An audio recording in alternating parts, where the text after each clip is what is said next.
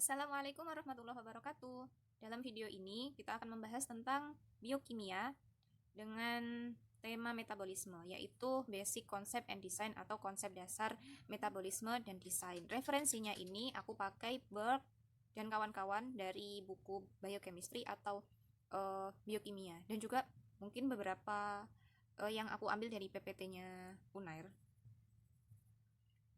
Nah, yang pertama, mungkin pertanyaan fundamental yang secara mendasar bagi biokimia itu yang pertama adalah bagaimana sel itu bisa mengekstrak energi dan mereduksi power ya dari lingkungan. Yang kedua, bagaimana sel itu bisa mensintesis building blocks atau bahan-bahan yang dia digunakan untuk membuat makromolekul.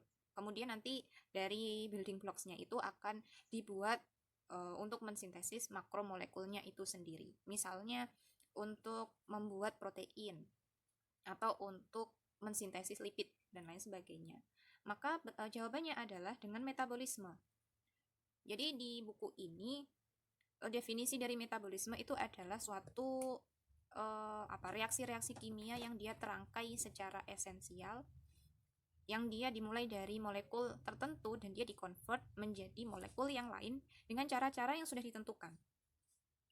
Carefully defined fashion.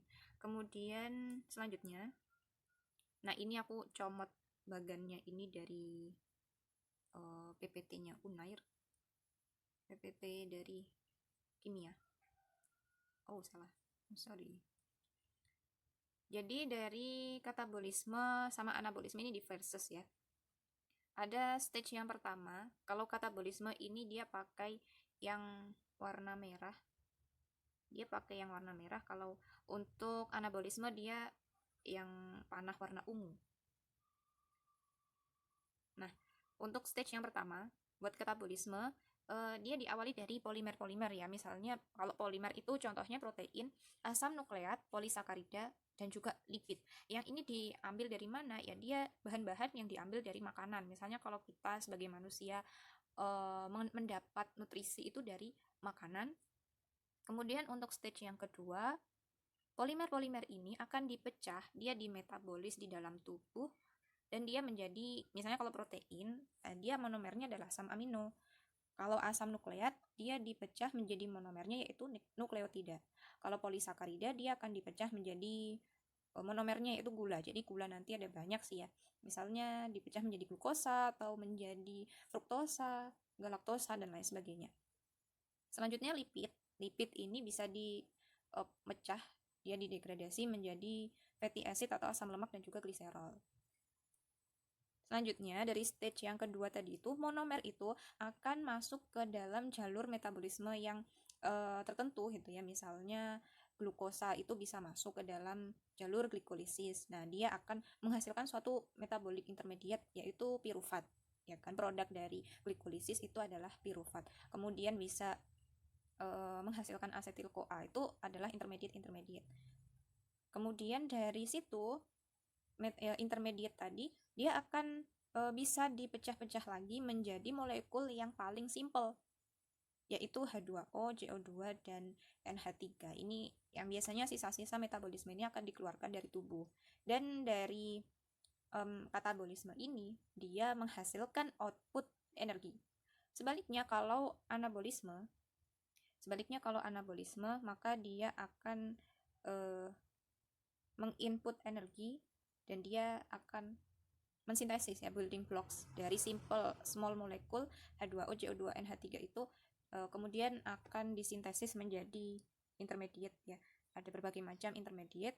Kemudian dari intermediate dia akan disintesis monomer-monomernya, kemudian dari monomer dia akan joining digabung menjadi polimer-polimer.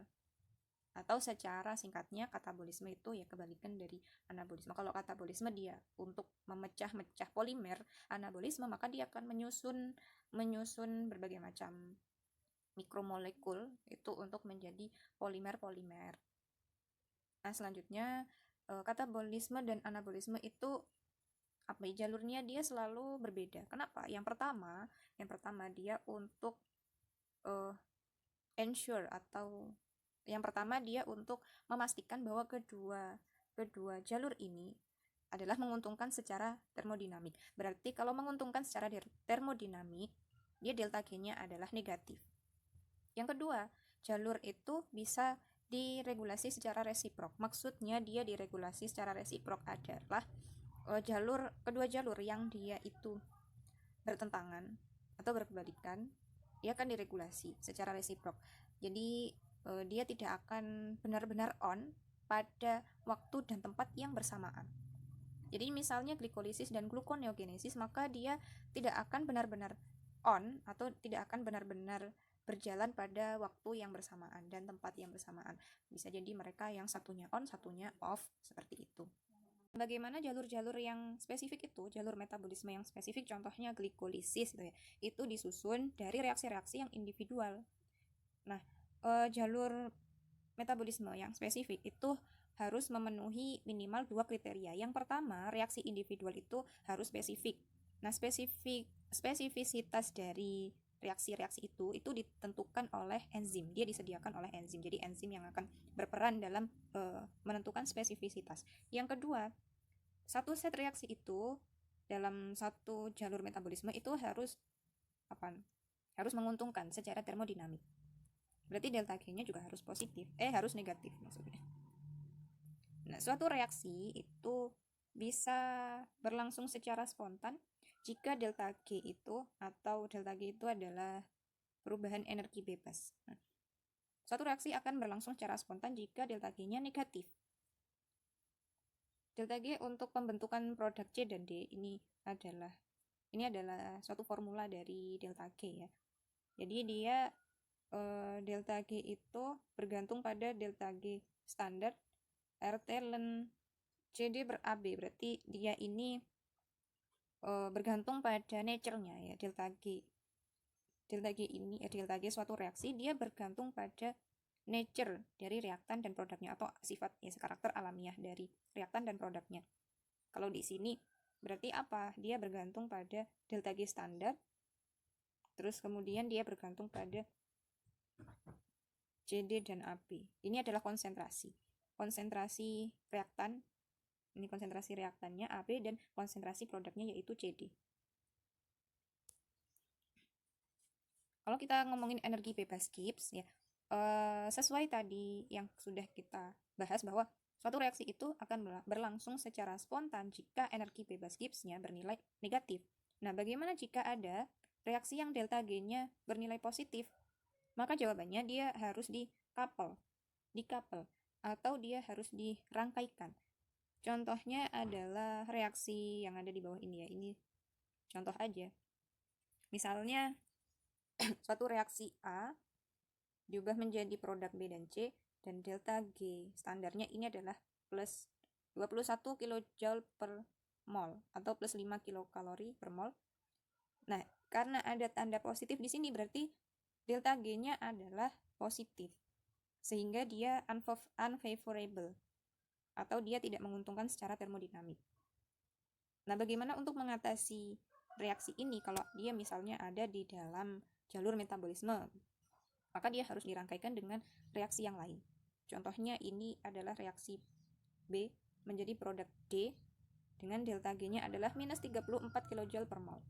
Berarti di sini delta G-nya lebih negatif ya, sangat negatif.